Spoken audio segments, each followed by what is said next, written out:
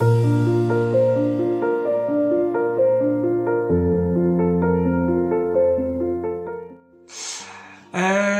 épisode des organes énergétiques. J'avais fait donc 2 vidéos de 10 et 10. Là, je vous en proposais 5 dans celle-là.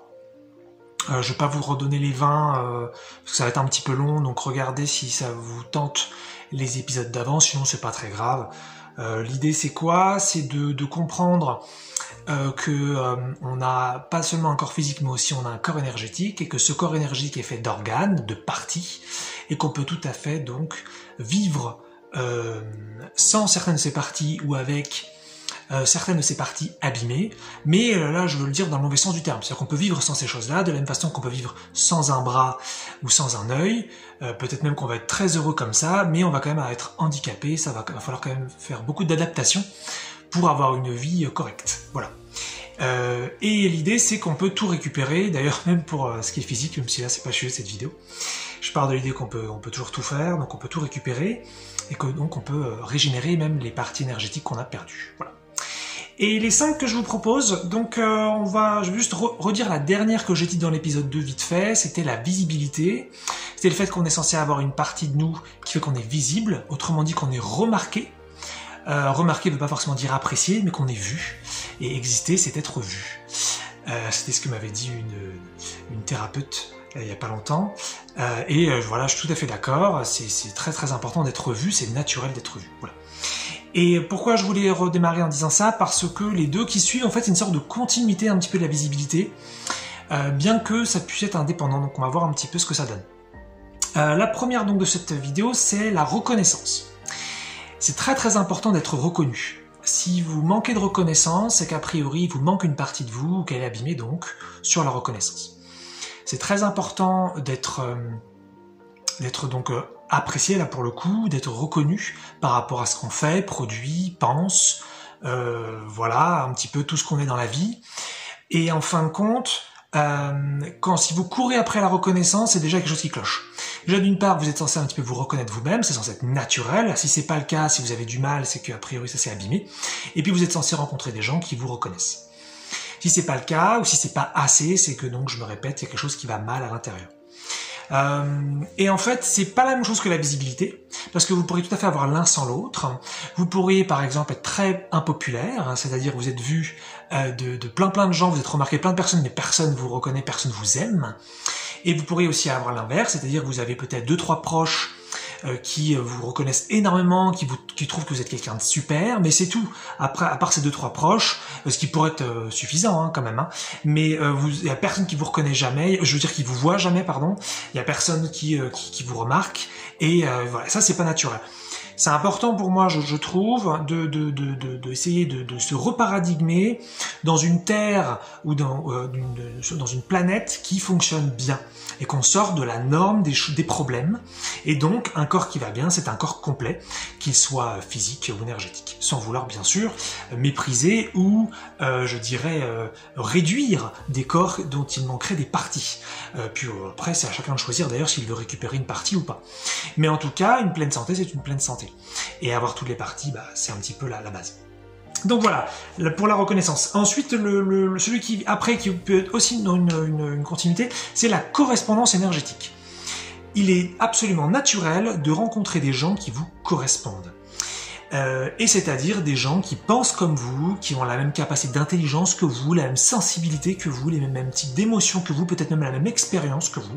Je dis pas que c'est ce que vous devez vouloir, ça a chacun décidé. Il y en a qui adorent trouver des gens qui sont très différents, d'autres qui adorent rencontrer des gens qui ont beaucoup de points communs. Donc là, ça c'est à vous de voir ce qui vous touche le plus. Mais en tout cas, c'est très très naturel de rencontrer donc des gens qui vous correspondent. Et si vous avez parce que moi par exemple, voilà, j'ai beaucoup vécu ça, où je rencontrais très souvent des gens avec qui je ne correspondais pas dans le fond. Ça c'est pas du tout naturel. Si vous avez donc cette partie de vous qui est active, qui est en pleine santé, normalement vous devez rencontrer des gens régulièrement qui vous correspondent et qui parlent votre langage. C'est vraiment important. Et donc, ces trois trucs-là, visibilité, reconnaissance et correspondance énergétique, à la fois fonctionnent ensemble. C'est très naturel d'être vu, d'être très reconnu et d'avoir beaucoup de correspondance. Mais effectivement, je pense que ce sont vraiment des parties indépendantes, puisque même si elles sont liées, on peut donc avoir une fonctionnelle, comme j'ai expliqué, entre visibilité et reconnaissance. Et on pourrait aussi avoir, comme pour la correspondance énergétique, vous pouvez avoir une seule personne qui vous correspond dans votre vie, et puis ensuite vous rencontrez que des personnes qui ne vous correspondent pas, donc quand même c'est que vous avez une correspondance énergique faible. Vous pourriez avoir beaucoup de visibilité mais jamais de correspondance. Vous pourriez aussi avoir beaucoup de reconnaissance sans correspondance. Qu'est-ce que ça veut dire? Ça veut dire des gens qui trouvent que vous êtes quelqu'un de super sur certains points, mais en fait qui pour autant ne comprennent pas la valeur de ce que vous apportez. Ça, c'est quelque chose aussi que j'ai pu, moi, vivre. C'est comme si vous rendez un service à quelqu'un et vous vous rendez compte que c'est un service très important, mais l'autre personne n'arrive pas à évaluer la profondeur et la valeur de ce que vous apportez, mais quand même se rend compte un petit peu que vous lui avez rendu un service, donc elle vous dit merci, donc vous apporte une certaine reconnaissance, et pour autant, finalement, elle se rend pas compte de l'ampleur de la valeur.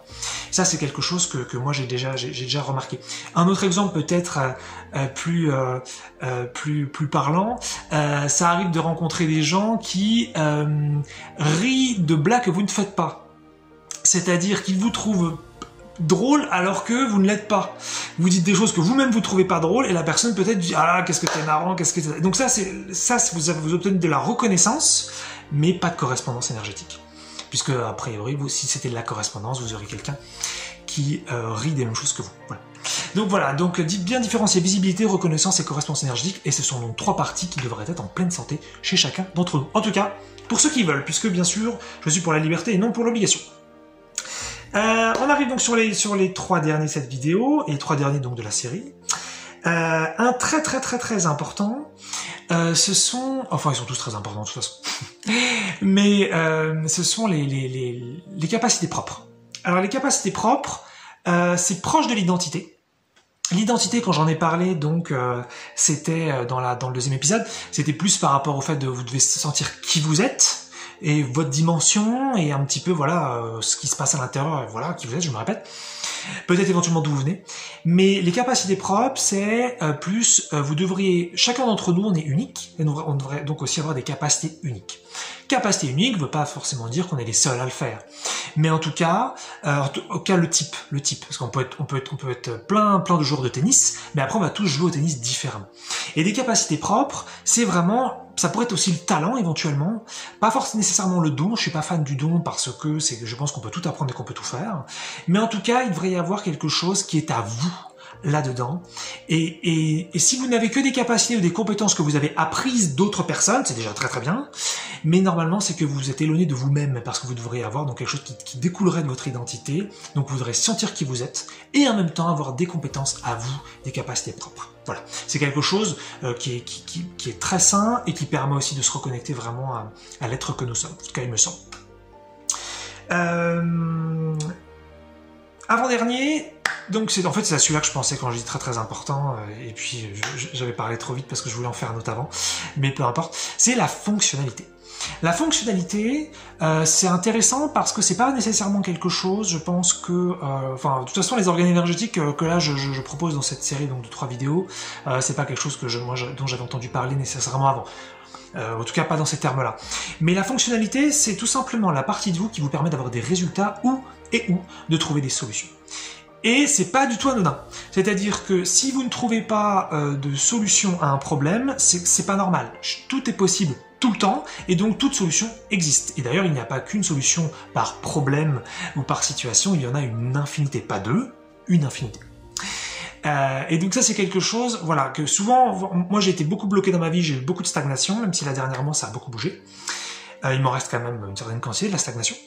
Et en fin de compte, voilà, je me dis, ah bah c'est ça, si les choses marchent pas, c'est comme ça, c'est la vie, là. Et puis je rencontrais d'autres personnes qui, elles disaient que elles trouvaient toujours des solutions aux problèmes. Et je me disais, il y a un truc qui est bizarre quand même. Et c'est parce que voilà, elles avaient une partie d'elles justement qui était en pleine santé sur ça. Donc ça c'est un truc s'il y a quelque chose qui bouge pas dans votre vie, ou s'il y a quelque chose donc sur lequel voilà, les solutions viennent pas, c'est qu'a priori il vous manque une partie. Et la fonctionnalité, ça pourrait être aussi tout simplement les résultats. Donc pas forcément sur des problèmes, c'est-à-dire tout simplement, j'essaye justement, si on reprend l'exemple du tennis, ça pourrait être n'importe quel sport, mais ça pourrait être toutes sortes de choses. J'essaye de m'améliorer sur un sujet, j'essaye d'apprendre sur un sujet, et finalement je stagne aussi, je n'arrive pas, finalement ça ne marche pas trop, je ne progresse pas trop. Et donc finalement, ce que j'essaye échoue, et donc ce n'est pas fonctionnel. Ça n'est absolument pas naturel d'échouer. Moi, ce que je vous propose vraiment de penser, c'est que tous les courants qui vous disent que l'échec, ça permet d'apprendre, c'est pas vrai. On pourrait être tout à fait fonctionnel dès le début, on pourrait être performant dès le début. Il n'y a pas besoin d'échouer. À part si vraiment vous trouvez que c'est un plaisir d'échouer et que c'est un truc que vous trouvez intéressant à un certain niveau, pourquoi pas. Encore une fois, moi, je ne suis pas là pour obliger quoi que ce soit. Mais tout doit être fonctionnel. Vous devez toujours tout réussir ce que vous faites. Si on est des dieux, alors on doit pouvoir tout réussir. Et donc vous devez aussi toujours avoir, ça va avec la fonctionnalité, le ressenti que c'est possible. Et même plus que ça, vous devez avoir la connaissance que c'est possible. Il est très important de comprendre que si vous pensez à une chose que vous voulez vivre, même très lointaine par rapport à où vous en êtes, ou très près d'où vous êtes, vous devez toujours savoir que c'est possible. Ça ne veut pas forcément dire que vous savez faire comment tout de suite, d'ailleurs vous devriez même savoir, mais en tout cas, vous devez avoir le ressenti que c'est possible, et vous devrez avoir très rapidement justement une sorte de schéma mental, ou quelque chose qui correspondrait peut-être plus à votre personnalité, peu importe, qui vous emmène vers le fait que ce soit possible. Et le fait de rester bloqué, ou le fait de ne pas avoir accès mentalement, ou émotionnellement, ou même dans les résultats, inconsciemment, j'ai envie de dire intuitivement, le fait que ça ne se produise pas, c'est qu'il vous manque une partie de vous. Et ça me semble très très très important, c'est de dénormaliser l'échec, et de dénormaliser l'absence de résultats, de dénormaliser la stagnation, et donc le fait de ne pas trouver de solution. Voilà. Donc on doit être fonctionnel. Et donc la dernière organe énergétique, dernière partie de soi que je vous donne dans cette vidéo, qui est bien sûr très importante, comme tous les autres, c'est l'autorisation d'être soi, ou la légitimité d'être soi. Vous devez ressentir que vous avez le droit d'être vous-même. Par définition, ce que vous êtes, c'est magnifique à un niveau profond, même si sur Terre, il se passe plein de trucs très très tordus, très très compliqués, qui fait que les choses sont pas si évidentes que ça, en tout cas jusqu'à ce jour, puisque y en a qui comptent bien changer les choses, mais vous devez ressentir que vous avez complètement le droit d'être vous. Et là, c'est très subjectif ce que je dis. Ça pourrait être votre corps, ça pourrait être vos pensées, ça pourrait être vos émotions, ça pourrait être vos désirs, ça pourrait être votre identité, ça pourrait être vos objectifs quelconques. Il n'y a pas un bon objectif, il n'y a pas une bonne personnalité, il n'y a pas Après, on arrive sur juste un truc un tout petit peu complexe et dans lequel je vais pas aller maintenant. C'est juste le fait de vouloir faire du mal aux autres. Ça, c'est un sujet qui est pas si évident que ça à traiter, mais en tout cas là, on va dire que ça c'est pas pris en compte dans ce que je dis, voilà. Mais voilà, dans la mesure où faire du mal, c'est pas quelque chose qui vous attire consciemment au minimum, vous devez avoir pleinement le droit d'être vous-même, et vous devez pouvoir le ressentir. Et si vous ressentez justement que vous n'êtes pas légitime, c'est qu'il vous manque une énorme partie de vous. Ça devrait être une partie intégrante de votre corps qui vous donnerait donc un ressenti, une impression constante oui, je suis moi-même et j'ai pleinement le droit, et c'est normal. Voilà. Et il n'y a pas donc à attendre que les autres me le donnent. Et de toute façon, si tout va bien à l'intérieur, vous devez donc avoir des gens qui vous voient et qui vous reconnaissent de toute façon. Donc vous devriez même ressentir une légitimité qui vient de l'extérieur. Mais quand bien même la reconnaissance ne serait pas là, vous devez vous ressentir que vous avez le droit d'être vous-même. Voilà. Je m'arrête là donc pour ces 25 organes énergétiques. Je pense qu'il doit y en avoir d'autres. Mais c'est pour donner une idée de, selon moi bien sûr, ce qu'un humain devrait être sur Terre, et puis surtout donner un objectif pour ceux qui, comme moi, cherchent une vraie liberté, une vraie réparation, et surtout une fin de réparation des corps énergiques, une fin des problèmes. Ça permet de donner, pour moi, je trouve une base de réflexion, une base aussi peut-être de chemin de guérison, et puis une base de joie sans objet, de bonheur définitif. Et puis surtout une base ensuite de création, d'existence, puisque c'est ça l'objectif en fin de compte. Réparer pour moi n'a aucun intérêt, ce qui compte c'est une fois qu'on est au top, toutes les expériences qu'on va pouvoir créer, qu'on va pouvoir faire. Mais pour ça il faut se paradigmer sur une santé énergétique totale.